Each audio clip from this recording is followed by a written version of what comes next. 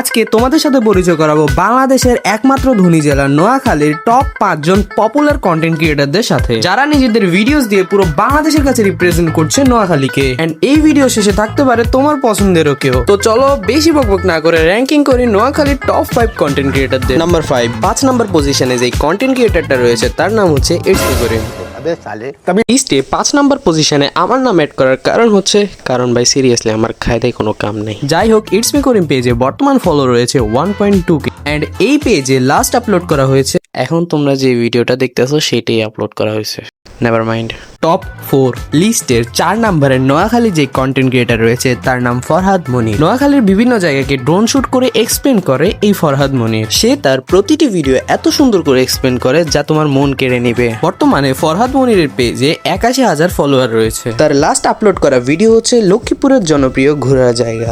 একসময় এই দিঘির এক প্রান্ত থেকে অন্য প্রান্ত দেখলে কুয়াশার মতো মনে হতো, যেটাকে আঞ্চলিক ভাষায় খোয়া বলা হয়। আর এই দিঘির বিশালতার কারণে অনেকে এটাকে সাগর নামে আখ্যা দিত, সেই থেকে এটার নামকরণ করা হয় খোয়া সাগর দিঘি। এর আগে থেকে ফরহাদ মনিরকে কে চিনো অবশ্যই কমেন্ট করে জানাবা। টপ 3 যে ব্যক্তিটা রয়েছে সেই ব্যক্তির নাম হচ্ছে শামীম ভাই। নিজের লাইফস্টাইল ও নোয়াখালীর বিভিন্ন জায়গাকে তুলে ধরে ভিডিও করে এই শামীম ভাই। কনগ্রাচুলেশনস ফর শামীম ভাই, বিকজ তিনি তার পেজে বর্তমানে 10k ফলোয়ার ডান করে ফেলেছেন। তাছাড়া নোয়াখালীর প্রায় বেশিরভাগ মানুষই তার কন্টেন্ট দেখে মুগ্ধ হয়েছে। তার কন্টেন্টের স্টাইল, ফ্লো এবং কোয়ালিটি আসলেই অনেক চমৎকার। চলো তার আপলোড করা লাস্ট ভিডিওটি দেখে আসা যায়।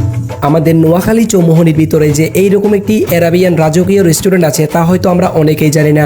আজকের ভিডিওতে আমি আপনাদেরকে দেখাবো কোথায় এই রেস্টুরেন্ট, কিভাবে যাবেন এবং এর খাবার সম্পর্কে। টপ 2 নোয়াখালী যে কন্টেন্ট ক্রিয়েটর রয়েছে সে বলতে গেলে নোয়াখালীর রিপ্রেজেন্টেটিভ। তার প্রতিটি ভিডিও এবং ভয়েসের সাথে এডিট আসলে মানুষকে মুগ্ধ করে। এই জনপ্রিয় কন্টেন্ট ক্রিয়েটরের নাম দিহান ওসাম। অনেক বছর ধরে স্ট্রাগল করে বর্তমানে একজন জনপ্রিয় কন্টেন্ট ক্রিয়েটর দিহান ওসাম। নোয়াখালীর প্রায় সব জায়গায় তাকে দেখা যায়। Also congratulations for Dihan awesome, কারণ তিনি তার পেজে ইতিমধ্যে 40k ফলোয়ার্স ডান করে ফেলেছেন। চলো মুখ ধাঁধানো দিহান ওসামের একটি ভিডিও দেখে আসি। নোয়াখালী শহরে রোড সাইড পাশে কোথায় পাচ্ছেন ভালো মানের কাবাব? এই নোয়াখালীতে তো ভালো মানের উন্নত খাবার কম দামের ভিতরে আমার এখানে ছাড়া আর কোথাও আপনি পাবেন না। দৈনিকের তেল দৈনিক ইউজ হয়, কোনো বাসি তেল আমরা ইউজ করি না। পুরাতন গুডিল হসপিটালের সামনে নতুন এক ফুড কার্ট যেটা চালান আমাদের এক কর্মঠর মামা। সন্ধ্যা নামতে না নামতে এই হোটেলে মানুষের হই হাল্লা লেগে পড়ে। নাম্বার 1 যে ব্যক্তিটি আছে আগে তার একটি ভিডিও দেখবো, তারপরে কেস করবো সে আসলে কে।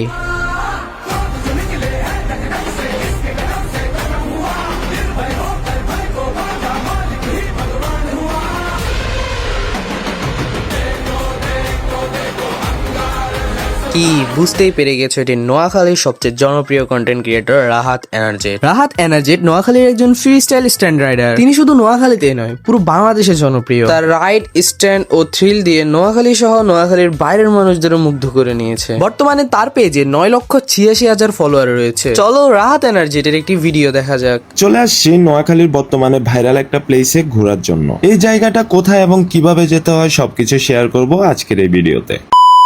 হ্যালো গাইজ, আসসালামু আলাইকুম। কি অবস্থা সবার, কেমন আছেন সবাই? আশা করি সবাই ভালো আছেন। দুপুর 2টার দিকে মাইজদি থেকে রওনা দিয়ে দিলাম সেই ভাইরাল প্লেসে যাওয়ার জন্য। গত কিছুদিন থেকে শুনতেছি এই জায়গাটা নাকি অনেক ভাইরাল এবং এখানে নাকি অনেক মানুষ ঘুরতে যায়। চলো রাহাত এনার্জেটের একটি স্ট্যান্ড ভিডিও দেখি। ওয়েস্টার্ন গ্রাউন্ডের টাইম মতো চলে আসি, তখন মনটা খারাপ হয়ে যায়। দুপুরের পরে বৃষ্টি হওয়ায় আসলে গ্রাউন্ডটা অলরেডি ভিজে গেছে, তো সবকিছু মিলায় আসলে বুঝতেছিলাম না যে কি অবস্থা হবে। পরবর্তীতে আমরা গ্রাউন্ডে নেমে দেখি আসলে গ্রাউন্ডের অবস্থা অনেক খারাপ, কোনোভাবেই চাকার গ্রিপ নিচ্ছিল না, যে কারণে আসলে অনেকটা প্যারা খাইতে হয়েছে আমাদেরকে। এই জন্য বগুড়াবাসীর কাছে আমরা সরি যে আমরা আমাদের বেস্ট পারফরমেন্সটা আপনাদেরকে দিতে পারি নাই। এরপরে আসলে আমরা কিছুক্ষণ টাইম নেই যে আমাদের চাকার গ্রিপগুলো যেন ধরতে পারে, এই জন্য তো বেসিক স্ট্যান্ডগুলো আমরা করা স্টার্ট করে দিই, যেহেতু হুইলিতে গ্রিপ নিচ্ছিল না। সত্যি কথা হচ্ছে অডিয়েন্স যারা ছিল তারাও বুঝতে পারতেছিল যে আসলে আমরা কতটা স্ট্রাগল করতেছিলাম আর হচ্ছে কতটা প্যারা খাচ্ছিলাম এই গ্রাউন্ডের জন্য। গ্রাউন্ডে যেহেতু আসলে আমাদের গ্রিপ নিচ্ছিল না, তাই আমরা বেসিক স্ট্যান্ডগুলো করা যখন স্টার্ট করি এর মধ্যে আমরা আমাদের স্ট্যান্ডের জন্য রেডি হয়ে যাই। তো